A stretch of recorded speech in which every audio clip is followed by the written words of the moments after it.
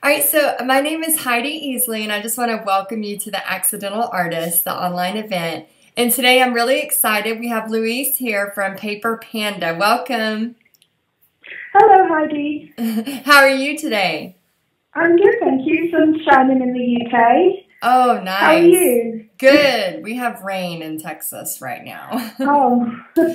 So I guess it's a good thing, but I'm just glad you're here. The whole reason for this event is just to kind of show people that art can enrich your life, even if you're not an artist. So I'm glad you're here. And can you tell everyone a little bit about yourself and what you do? Sure. Well, my real name's Louise, but most people call me Panda. I'm married to Ryan, and we live in the Cotswolds in the UK. It's a really cute English chocolate box type of place. Ryan's a sculptor and an illustrator, and I'm a paper cutting artist, and together we own Paper Panda. It's mainly an internet company selling original paper cuts and merchandise made from the designs. We recently started to branch out to include guest artists and art suppliers as well, just to mix things up a bit. That's really cool. So how long have you been doing this business with you and your husband? Well, we started about 5 years ago. Before that, we owned a shop together, and it's just crazy. It's really grown very quickly in those 5 years. Yeah. So in 2010, when you started making the paper cuts and used recycled paper, do you still use recycled paper a lot? Well, when I first started paper cutting, I used LE2 paper, which is actually made from elephant poo. I love this. Over the years, they changed the recipe. Well, they changed what they were feeding the elephants, and it became too bitty to use for paper cutting. So now I use all different kinds of paper. My favourite's 160 GSM hammers. It's really firm, so it stands up nicely when it's been cut, but it's also soft and easy enough with a knife to cut through. But it's good to experiment with all different types of paper. So do you use Oh, go ahead. And it's just best to see what all different kinds of paper, because all paper cutters use all different types, and it's really just personal preference. So do you use like a bunch of different X-Acto knives and different types of scissors for your art? No, I've always used the same knife. I bought a really cheap Swan Morton surgical handle and blades from eBay right in the very beginning. And I've used exactly the same type ever since. Really? That's kind of cool. Yeah. It was just fluke that I chose the right one for the job at the time. Yeah, that just goes to show that you don't have to have like a ton of money to get started with an art project. No, not at all. I think it's £3.50 for a knife and a blade, and you buy your paper and away you go. So I saw your spiral bound notepads on your website. Oh my gosh, they are so beautiful. Oh, thank you. You're welcome. I love them. So in UK, do you have like a lot of artists creating the artwork for Paper Panda, or is it mainly you doing all the designs?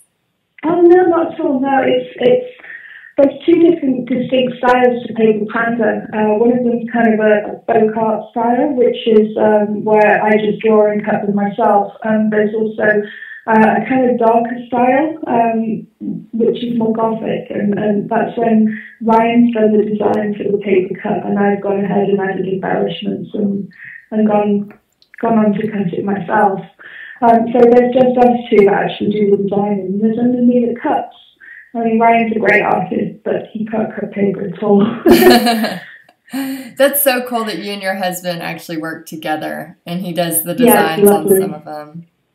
Yeah, we never argue. We get along really well. That's great. It's all that stress relieving art.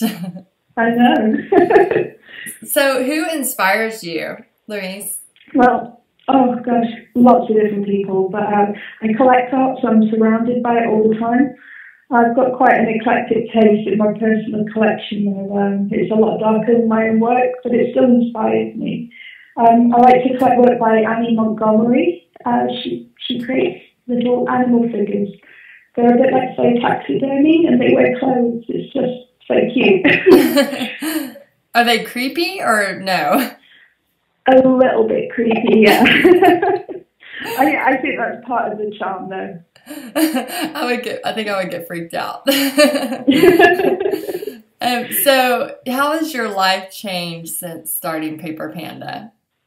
Oh, wow. I never thought in a million years that Paper Panda would develop in the way that it has. It started as a hobby and grew organically into what you see today, not expecting it to be as popular as it is.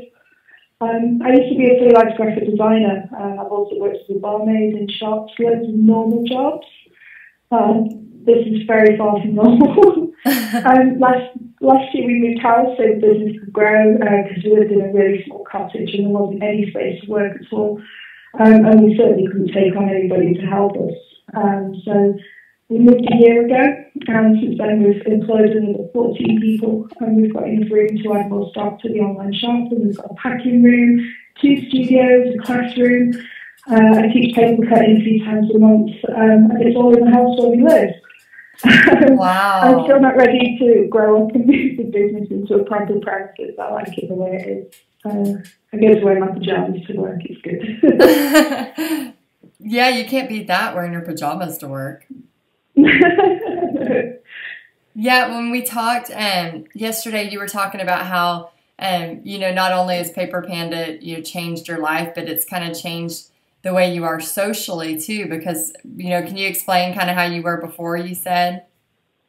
Oh yeah, I never used to go out at all. I had anxiety issues, and I literally needed to 2 months before leaving the house, and Wow. It's changed so much because now we have classes and people come to the house, and I'm so much more sociable. It's really changed me.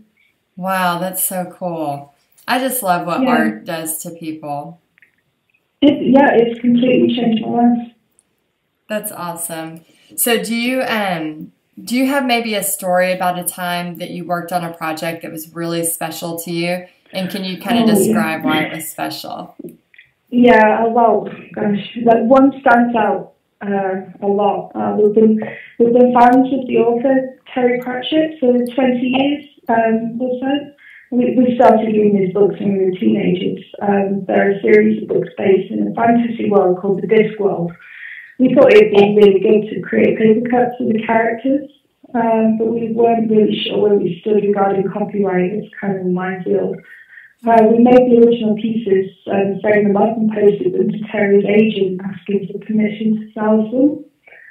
And I kind of crossed our fingers. A few months went by and we got an email from Terry's assistant, and he asked if we could create pieces for them officially and sell them on the website. Oh, that was just amazing. We were totally blown away. And we spent that night just grinning at each other. Wow, what a cool moment. Yeah, it really was. Yeah, that's awesome. So you were just trying to get commissions just to sell his copyright, I guess, and that was it. Yeah. And now we're kind of official Discworld artists, which is really cool. And that is awesome. I know, just kind of I know when we were talking yesterday, you mentioned how much it meant to you that he said yes and did this with you, and it's kind of the same thing, like you're passing it along. I kind of feel like that whenever you said, yes, I'll do this interview with you. I was so excited. So thank you for passing the love. Oh, thank you. So do you believe anyone can use art to enrich their life? Absolutely. There's so many different crafts out there that you can try, from paper cutting to crochet. Even if you can't draw, there's kits and templates out there for you to use for every single craft there is. That is so, try and create something yourself, develop a style of your own, and you'll really feel a sense of achievement. Art therapy is something I really believe in, and it's why I brought up the paper cutting kits. It's such a relaxing pastime, whether you do it for a hobby or even if you have your own business. It's a wonderful way to spend your time. It's so relaxing. When I get really stressed, I just turn to my desk and start paper cutting, and even though it's my full-time job, I still find it really relaxing. When you're stressed and you're turning to that, is it something that you're already working on, or do you just start creating something new? Both. It doesn't matter. No, makes no difference. That's so cool. Yeah, I'm like that with painting. When I'm stressed, I just want to go paint. Yeah, yeah. So, And are you the same? Do you work on your commissions or do you work on your own pieces when you're stressed? I'm the same as you. Sometimes if I got to get a job done, then I'm working on that. um, Yeah. but so what advice would you give someone that maybe has never done art before on how to start? Maybe what their first steps could be? Okay. Well, look on a site like Etsy for inspiration and choose your craft. There's so many different things you can do. There's books, kits, and websites to help you with almost anything. Don't be afraid, bite the bullet and just dive in. Remember not to compare yourself to anyone else because it can really bring down your confidence. The key to making something and creating something is spending time on yourself and having fun rather than the end result. Right. Yeah, I like what you said yesterday too. Like, everybody can draw, they just have a different style. I thought that was interesting. Absolutely. Yeah, definitely. Everyone can draw. Yeah, that's It's really just cool. having the confidence, I think. I think really confidence is key. Just give it a go. Yeah, and practice. I mean, it's all Yeah, about just repetition.